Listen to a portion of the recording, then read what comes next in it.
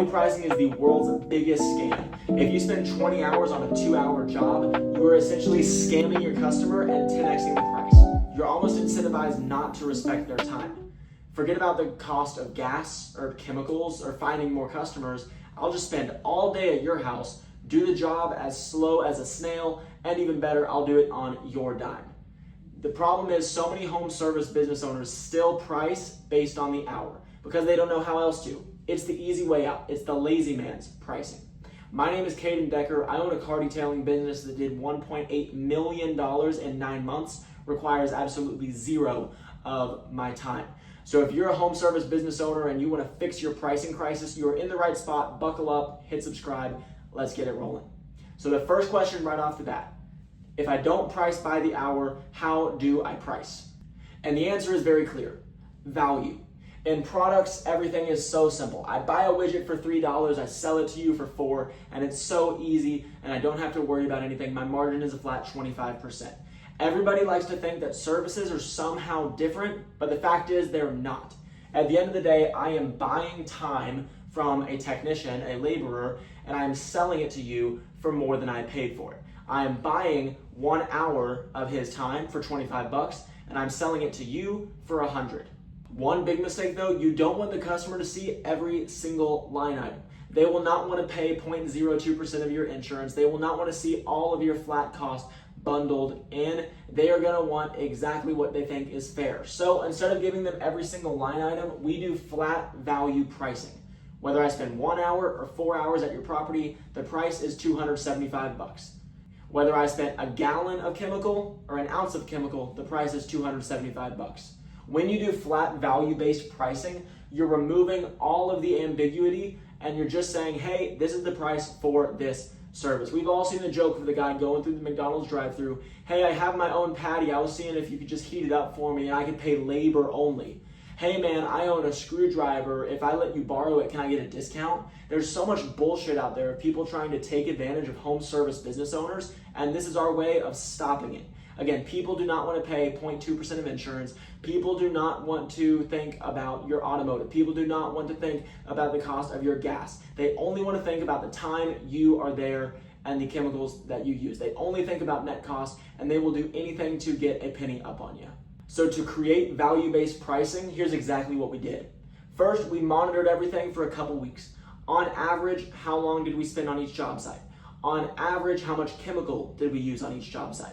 What caused jobs to take more time or more chemical? Was pet hair? Was deeper stains? What is the big thing that causes a package, causes a service to take longer or shorter than the allotted amount of time? Once we had all of that information, we were able to get some decent averages, create packages, and price them at a fair price. Again, whether I'm there for 1 hour or 4 hours, you don't see the cost of my labor, you see the cost of the result. Whether I have 30 trucks and you're paying nothing on insurance, or if I'm a single man show and you have to contribute, you don't see any of it. You just see the total price for the service, for the value that you received. They are purchasing the end result, not just the hours. But Decker, you said you made all of this using the average, so you basically just make the exact same amount anyways. You basically still take home the average amount, so what's the point? Here's the deal.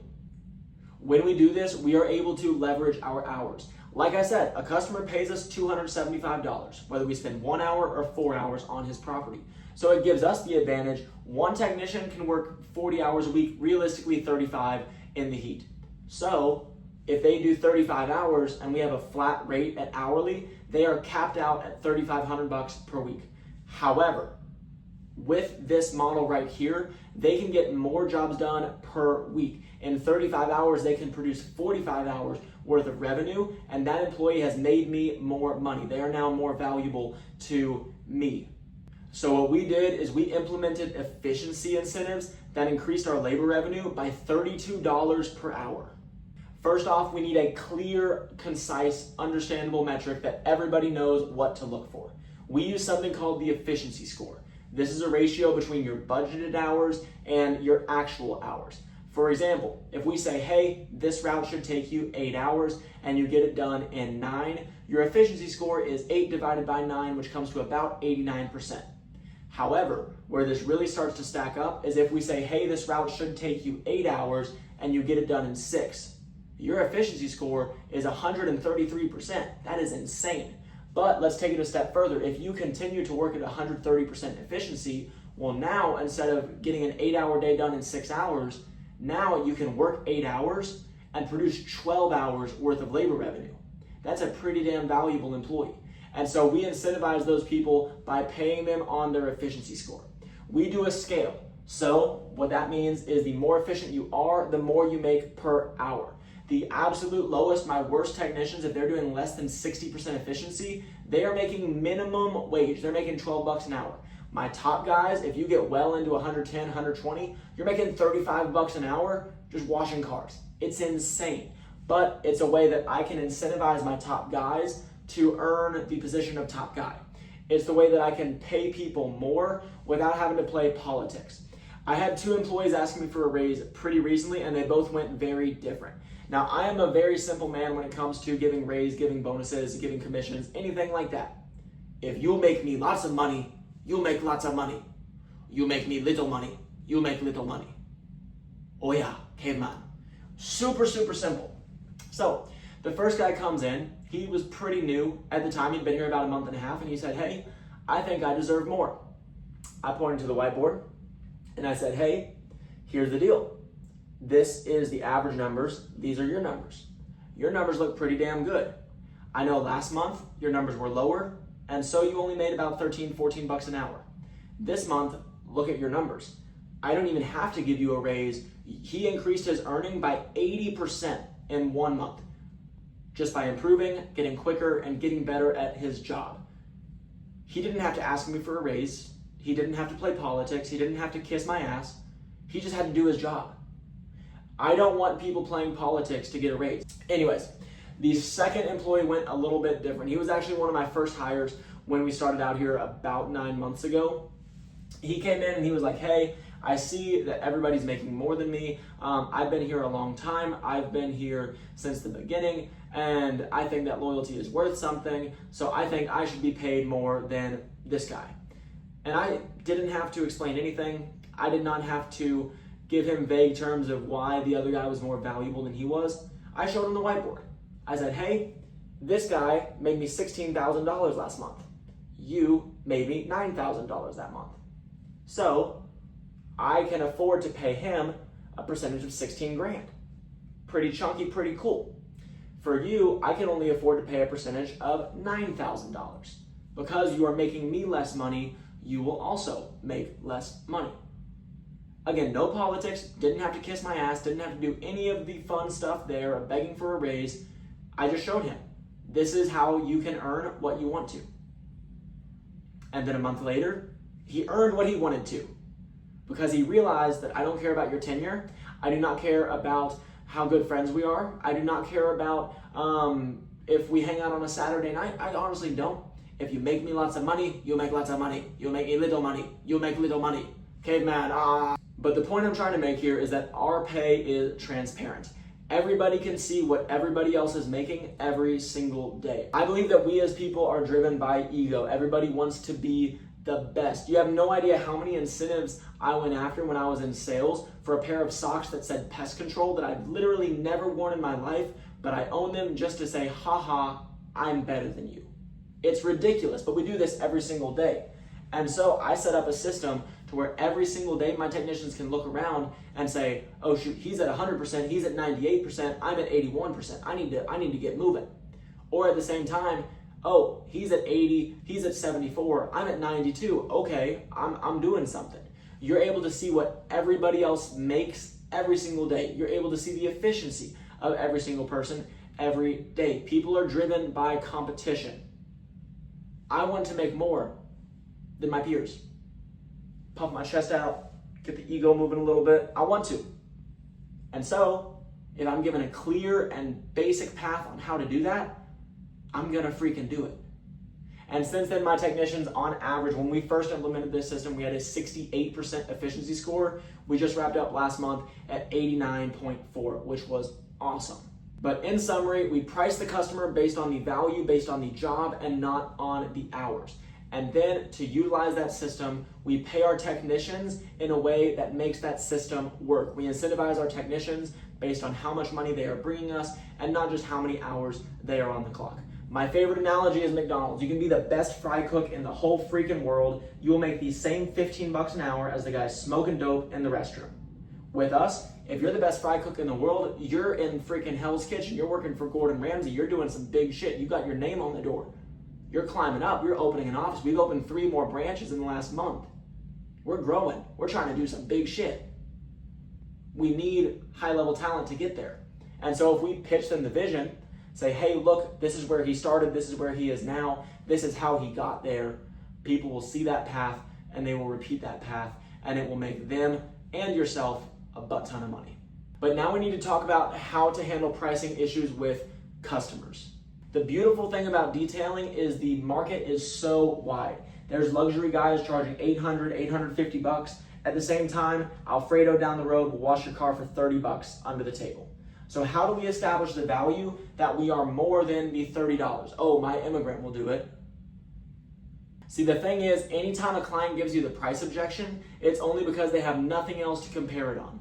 If you just say, hey, this is a detail, and they look detail, detail, detail, detail, and the numbers are all different, they're going to the cheapest one. So you need to pitch on what makes you stick out. So for us, for example, 1, locally owned, everything's above the table, everything is legal, and so I make jokes about taxes anytime it's an old white client. Oh, why do you charge so much more? Oh yeah, I know there's a lot of independent guys out there doing this. I have all my legal stuff. I've got all my papers with the state. And so with that said, I gotta pay taxes, gotta keep everything above board. And they just smile and accept it. Number 2, we are fully licensed and insured. If Pedro scratches your car, he's running. If we scratch your car, I make 1 phone call to my insurance company and we get everything taken care of. Or realistically, we just fix it because we do scratch repair. Oh yeah, cross sell, new client, little method on how to get some free clients, just scratch everybody's car. And so the biggest thing you want to do is just build more value. So you can do this by building more social proof, showing your 5-star reviews, showing your work, showing the before and afters, and how good you are at what you do. You can do this with your insurance, liability, full coverage, giving them a sense of security there. You can do it based on the fact that it's not just a chuck in a truck.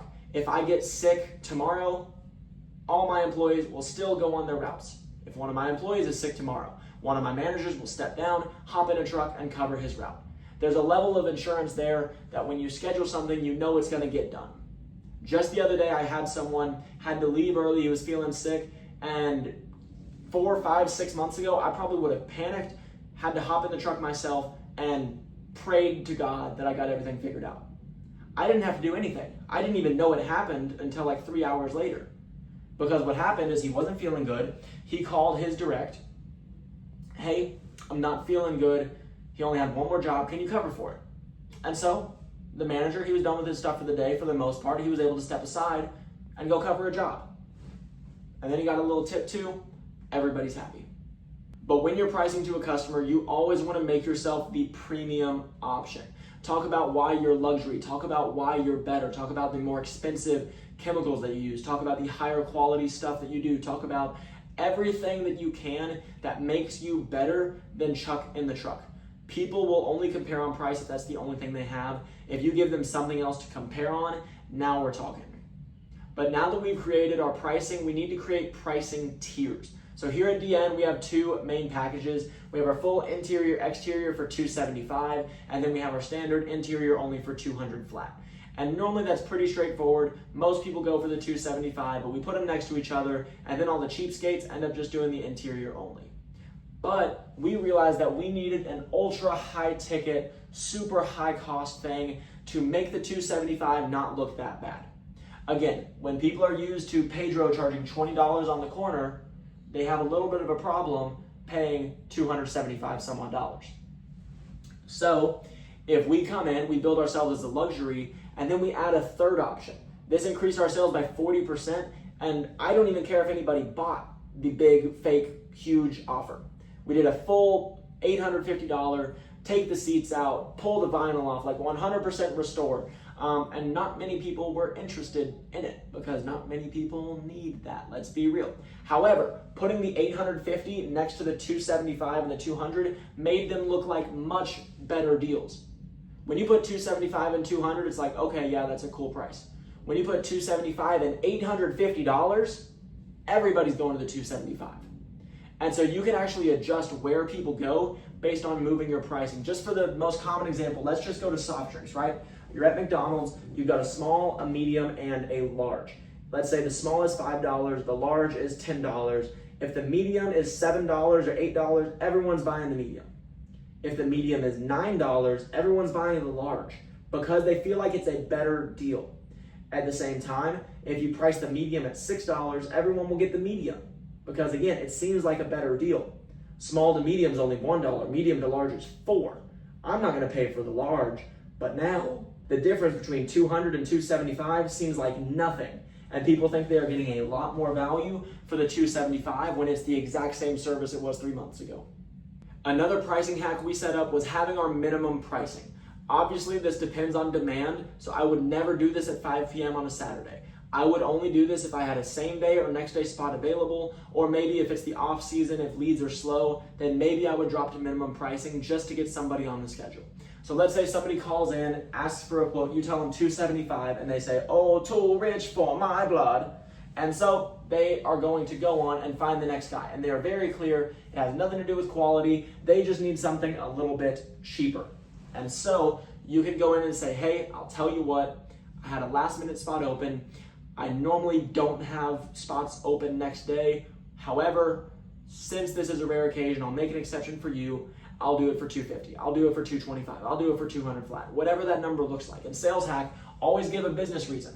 If they say no and you go, oh, well, I'll do it for $200, fucking scammer, why didn't you just offer that the first time? But if you go in, you give a business reason. Oh, I had a same day. I had a last minute reschedule. If you can leave me a Google review. There's so many things you can do to drop the price. My personal favorite though, send me some friends. Hop on a monthly plan. Our monthly members only pay $175. You can make more money off of these people. And you need to be able to have that downsell. Again, not every time, not always, but if it brings you enough value, take it every day. I had this happen the other day. It was, I think, 11 p.m. I handle the Instagram at night. Corporate handles marketing for all of the franchises, which is beautiful. And so when I go home, I keep my ringer on. I want to make sure that either myself or my assistant is handling that at all times. I want to make sure that we are responding to our customers in a timely manner. Anyways, this lady, we had a last minute reschedule for the next day at 9 a.m. And I'm sitting here, it's 11, and I'm low-key stressing. We're normally booked up 3 to 4 days at a time.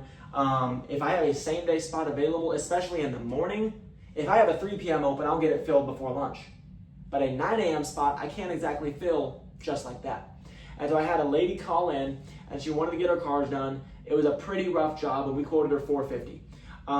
She said it was too expensive. $300 was her budget. And even though it was a pretty funky job, I told her, I was like, hey, listen, I had a last minute reschedule for 9 a.m. tomorrow. I took control over it.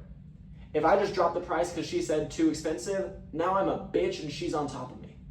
However, if I go in and say, hey, you need to meet my demands, and I'll do a favor for you. So if you can make this time on this day work, and leave me a Google review, and let us do before and after pictures, add on as much as you can. Make it seem like they are doing you a huge favor in exchange for that price drop. And so of course I ended up selling it for $300 because that was literally all she had. In exchange, I got one of the most well-written reviews I've ever had, lots of after pictures, which looks great on our Google business profile, and she ended up signing up for a monthly service as well, which is awesome. And so sometimes it makes sense to just drop the price to get the foot in the door. But I hope you've learned a thing or two about your pricing in this video. If you're a mobile detailer and you want to increase your profits, increase your sales, you're in the right place. Please go hit that subscribe button. I promise I can help you a little bit more, and see you next time.